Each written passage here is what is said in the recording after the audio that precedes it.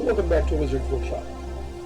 So today I wanted to talk about this idea that we create our reality. And you hear that a lot in different corners where people say literally that you create your reality. And it's true. And the first thing that I wanted to talk about in this is, well, the name. All is Maya. And this isn't the Maya, the people. Maya means an illusion. And so people say that reality as we know it is an illusion. And then we get caught in talking about what that means. And so I'm going to.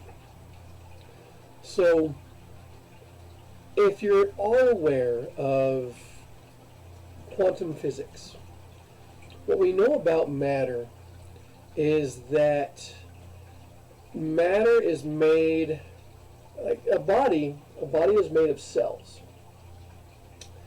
The cells get together and then they form tissues, and then the tissues get together and everything specializes, and here we are. And most things that are around us, well, I guess most things are plastic now, but plastic used to be petroleum. I don't know the genetics of petroleum. I don't know what it is, but it's still particles. It's still molecules. If you're talking about living things like wood, that's just a good example. Wood is made of cells, and cells and molecules, well, of course cells are made of molecules. Molecules are broken down into smaller things, and we have lots of new names for things. We have quarks. There are up quarks and down quarks. There are bosons and muons and gluons and tachyons, and I'm sure that there are other components now that people have named in the last couple of years. Now, why is all of this important? Well, it's because that's what is happening. We don't see it. We say that it's subatomic particles, and then we kind of say that that's not important. And what is important is what we perceive, the hard stuff, usually because it hurts if you bump into it too hard. But it makes it useful for us to talk about a thing, a pen, for instance. It's got a shape, it is a thing, and it's useful, and that's why it exists. But the pen itself is composed of subatomic particles. Now, again, we don't see them, but that's what's actually happening. And the state of those subatomic particles is wave-like more than material. It's more unsubstantial. There are terms that are used with particles, whether they are here or not. They kind of come in and out of existence and form a web of its intrinsic value that it clusters together somehow, and then it forms molecules, and those molecules cluster together and form particles, and particles cluster together to make forms. And here we are. When we examine, when we experience, when we look, when we perceive, use any word you want, we in here are creating what we see. Because what's really happening is that fabric, that unperceivable substance that is coming in and out of reality. But the brain can't perceive that, nor is it, I don't want to say it's not useful, it's useful in more internal dimensions rather than the external dimensions. We're very much caught in our external.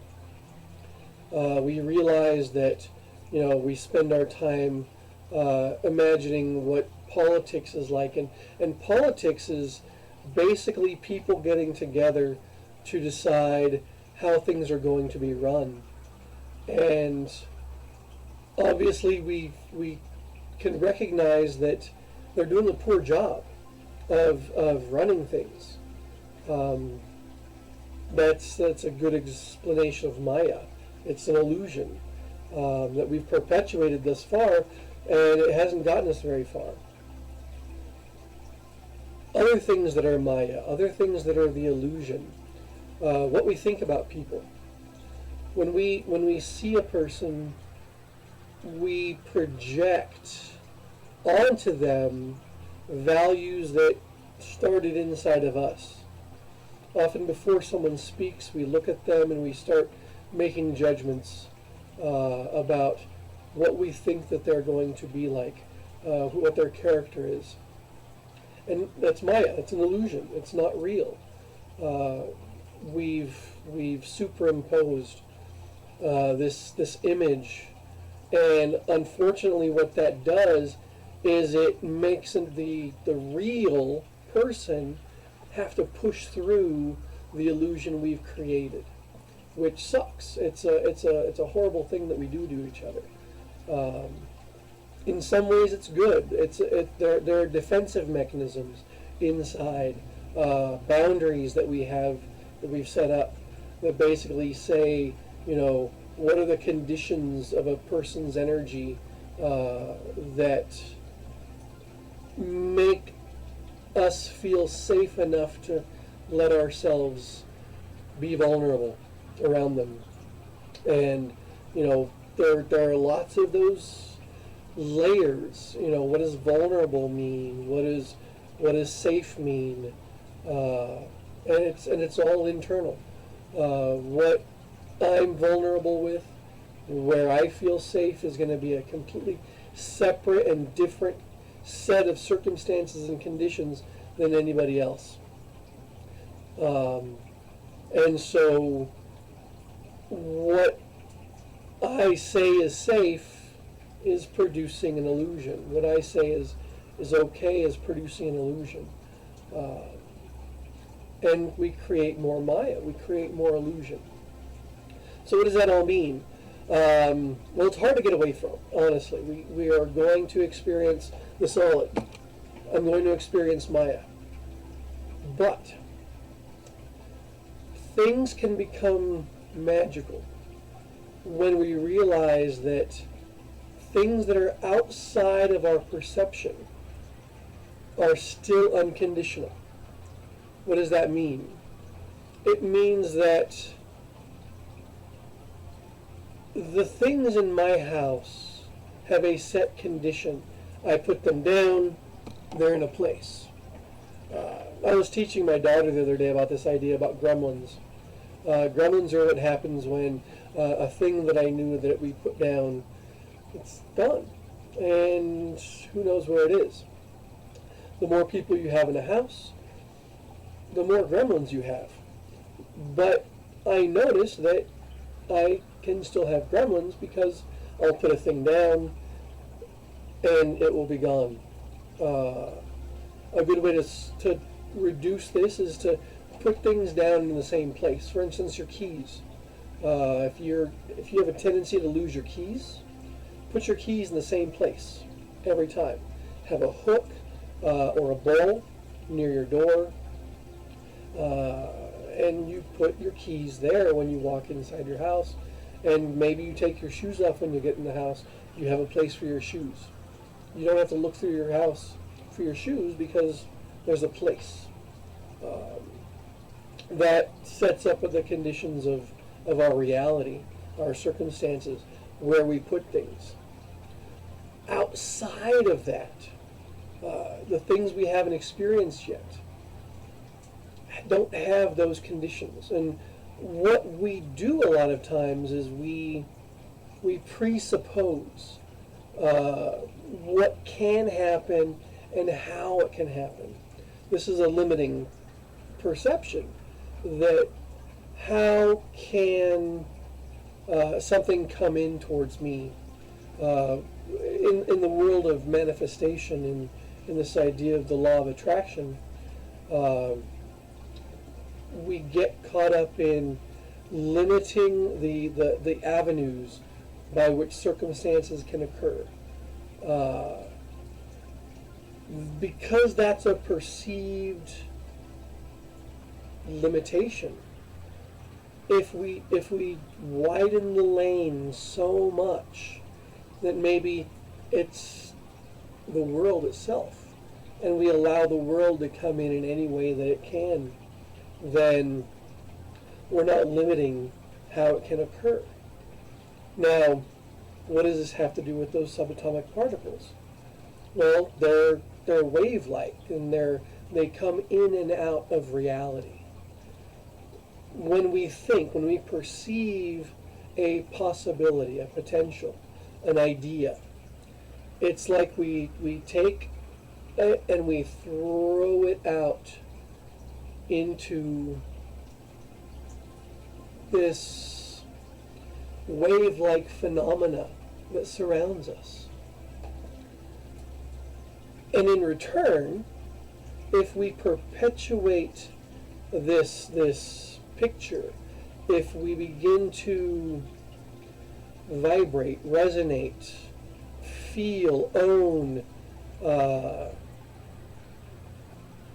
reception of that which we desire, then the cosmos is going to create it.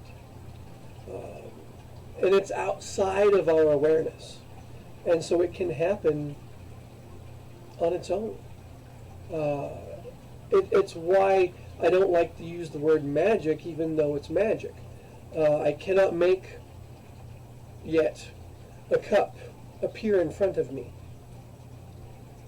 But if I can imagine a cup that I would like to perceive, a cup in my imagined hands, seeing myself holding the object,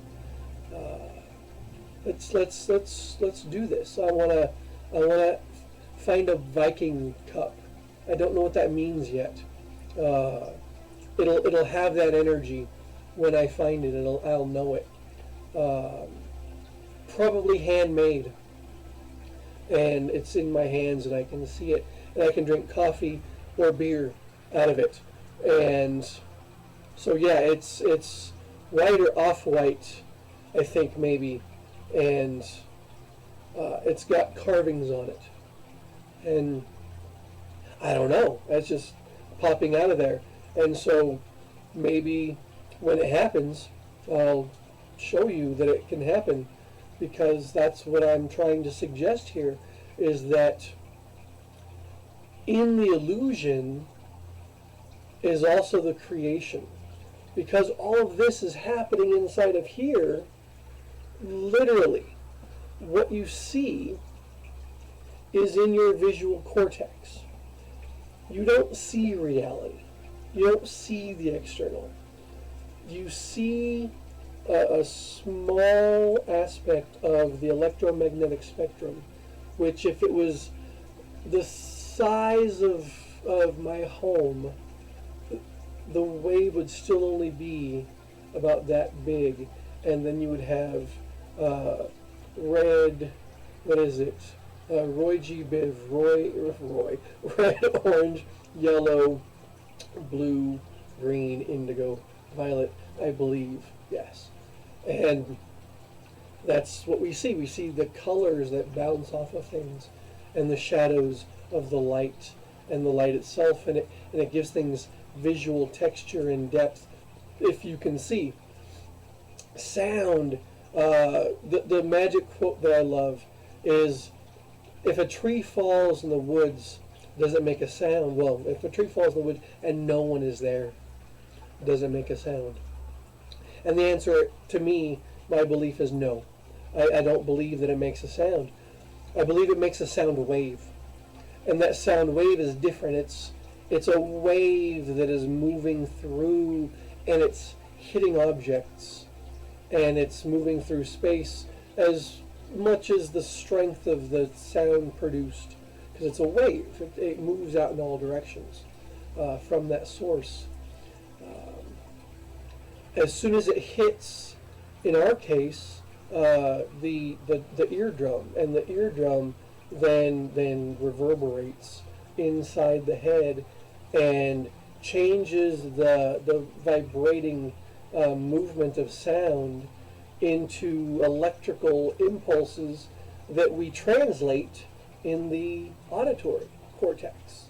And then we turn gibberish into language.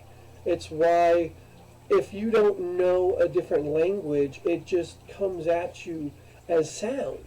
We know that it's language because we are intelligent, but until we begin to give recognition to the patterns of those sound waves, we don't understand it. Light's no different, sound is no different, feeling is no different. We don't perceive our world, we perceive us. We stop in some ways. We're going to get to those ways later. In most of our daily awareness, I'll use the word in the four material dimensions. We experience us. When I taught massage, I would ask students what they felt, and it came to me because in a course called cranial psychotherapy, the term is presented. What do you feel when you're contacting a client's cranial bones, and you're told what to feel, or you're told to feel? And when I would ask students what they felt, they would, and just because of our language, I feel this thing occurring out there. This is just like what you see. We have to point because we're in survival mode in the world. What do you see? Well, I see a bus coming. Okay, don't get in front of the bus. It's a good thing to say there's a bus out there, because we have to be in material reality. Now, the reality is that that's happening in us. There is a bus out there. It will smash you and squash your bones and potentially kill you. So don't play with this and start coming up with what it means to you. But that is a creation within our heads. If you don't see color, we call it color blindness, then certain colors aren't recognized. I know a gentleman who is colorblind, and green all looks the same to him. He doesn't see the variety of colors of green, which would be sad if he went to Ireland to go look at all of the different types of green, because he wouldn't be able to see them. And that's sad, but we'll move on. So, internal filters, whether it's like a dysfunction, like I have glasses. It sharpens the edges of what I see. If I don't wear glasses, everything is, I use the term fuzzy. Nothing has an edge. I see color, I see movement, but I don't see patterns. It's really difficult to recognize patterns. I know what things are, but the glasses sharpen the edges, so it's easier to differentiate and survive in material reality. And so Uh, as a side note to that, I tried this experience once. Um, I'm not good at hacky sack, so I'm not pretending that I am good at it in any way whatsoever. Uh, but I was playing with a group of people years and years ago, and I'm not good at it, and so I was missing and missing and missing repeatedly. Um, and it was a warm day, and I was sweating, and I took off my glasses and I set them to the side because when sweat hits glasses, they start to fall off. And so I was laughing at myself because I couldn't see, but I couldn't miss the hacky sack, and it had no edge. It was not the small size that I saw with my glasses. It was different somehow. It appeared larger, and it had no edge, and I couldn't miss, which was a weird phenomena to experience. Back to teaching students massage.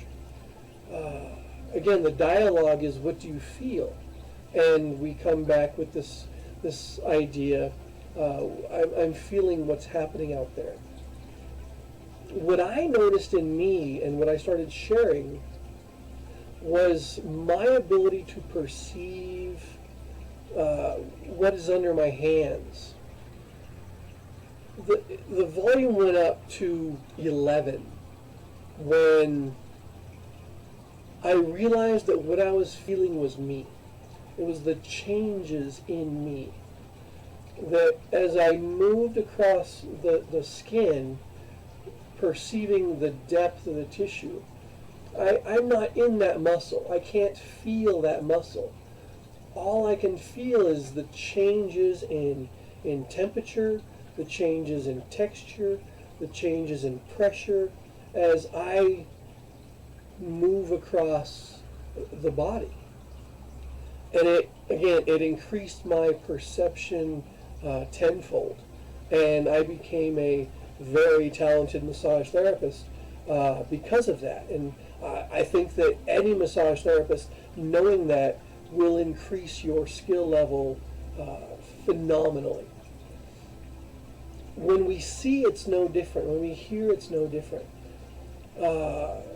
If you're in a crowd, even gibberish might sound like your name. And you'll hear it because your name is the most important name in the world.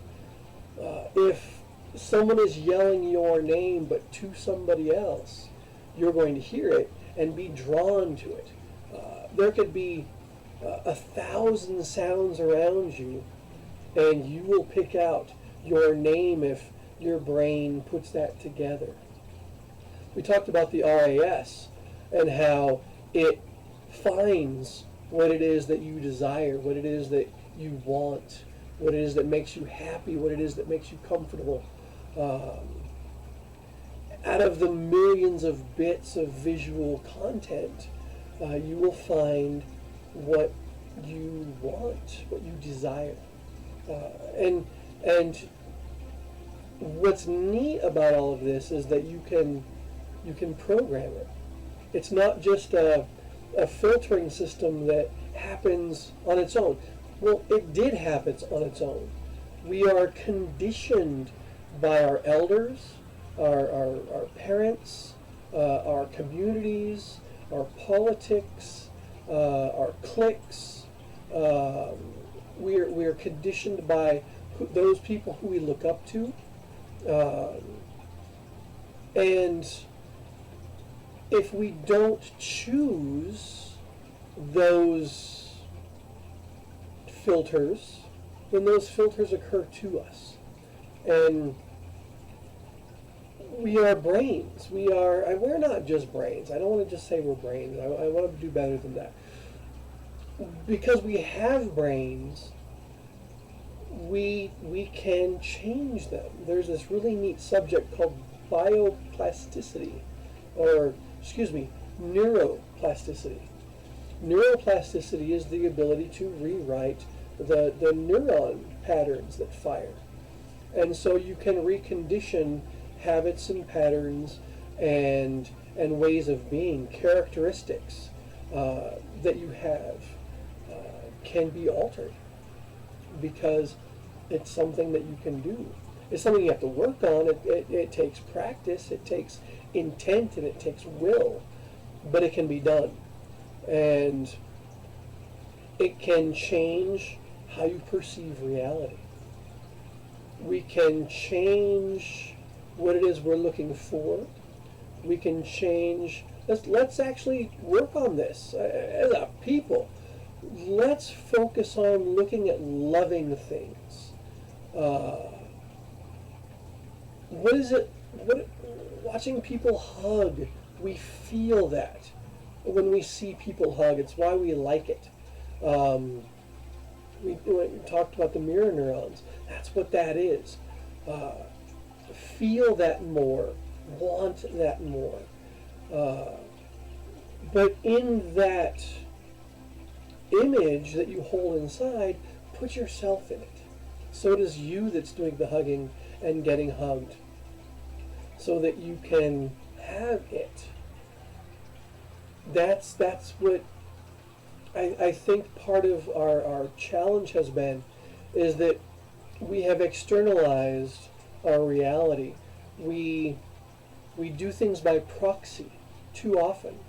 We are using the internet, and I'm using the internet, watch my stuff, buy my stuff, help me survive, but we are living through other people. In some situations, this is amazing.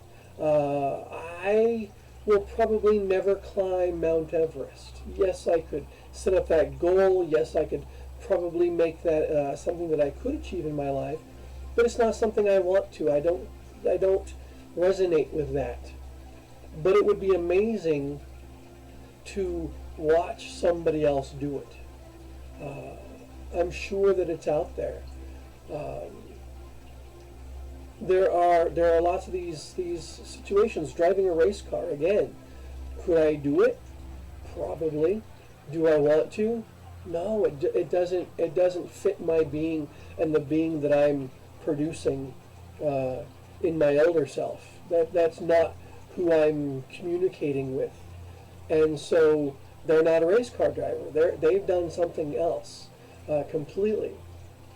But it would be kind of neat to look and watch and see, race cars and see the people driving. But if we habituate ourselves to living through that experience, then we've idolized. This is why I think that we have sports stars. I can't be 7 foot tall and become a good basketball player. Again, yes, I could, but it's not in me. But somebody else did that. Somebody else is perfecting that habit. And we then devote our attention to living through proxy. And we've externalized our reality. It's Maya. All is Maya.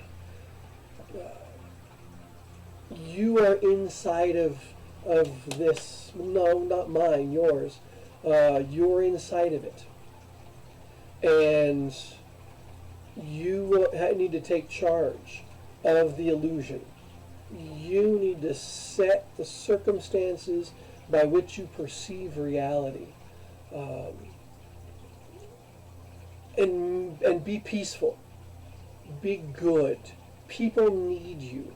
The world needs you to be a loving, joy-filled inspiration. Do that above all other things. Make your work about that so that people will find you and gift to you and say thank you.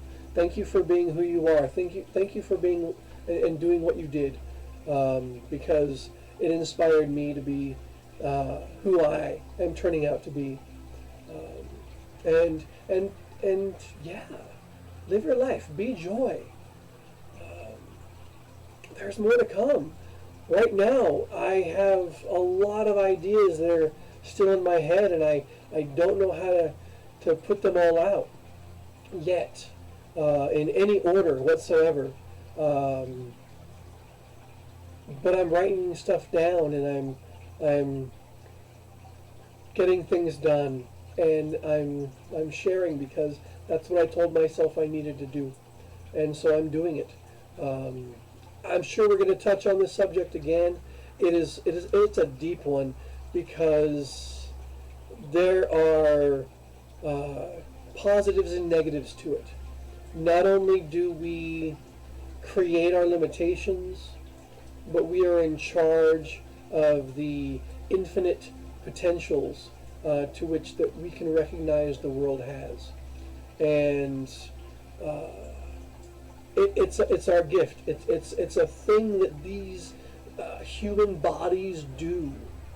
One of my greatest teachers, I use the name Yeshua. Most people call him Jesus. The basic idea was said that heaven is on earth, and humanity doesn't have the eyes to see. And that's what I'm telling you, is that you can have the eyes to see it. You can rewrite you in a positive way to impose upon reality a heaven here on earth. Do that with me, because I think that's what we're here for. I think that's what we can do. And there. Yeah. If you like it, like it. If you want to subscribe, comment, tell me I'm crazy, tell me I'm not. I sell stuff because I need to pay for where I'm at, and to stay connected, and it helps. I appreciate it to no end. Be good to each other. Hug when you can. Love as much as you can. This is the Christmas season, the holiday season. We have Hanukkah, and we have Yule. This is a time of light, which is, I'll share this in a different video because this will be my Christmas video. Yeah, have a beautiful day. Thanks for watching. Bye.